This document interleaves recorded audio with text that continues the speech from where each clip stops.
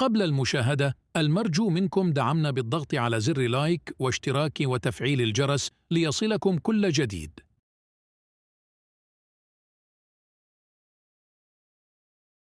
في إطار الجولة 23 من الدوري الإسباني لليغا، يستقبل نادي ريال مدريد غريمه التقليدي نادي أتلتيكو مدريد، ويبحث ريال مدريد عن مواصلة الصدارة والثأر من أتلتيكو الذي أخرجه من بطولة كأس الملك، بينما يحاول الأتلتيكو تقليص الفارق مع الريال إلى 7 نقاط. ويحتل فريق ريال مدريد الصدارة برصيد 57 نقطة، بينما يحتل نادي أتلتيكو مدريد المركز الرابع برصيد 47 نقطة.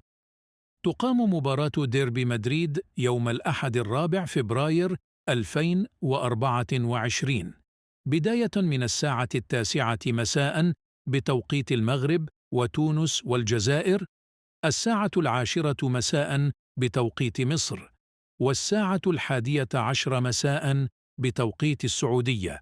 وسيتم بث المباراة على قناة بي إن سبورتس 1 بتعليق عصام الشوالي، كما سيتم نقلها عبر العديد من القنوات الأجنبية من أبرزها بي إن سبورتس 1 الفرنسية، وقناة سوبر سبورت 3 الألبانية، وأرينا سبورت 6 الكرواتية، وقناة ديزي إن 1 الألمانية، وسبايلر 2 المجرية، وزيجو سبورت سيلكت الهولندية، و11 سبورتس 1 البرتغالية، وكانال بلوس سبورت البولندية، وقناة لا ليغا تي في الإسبانية.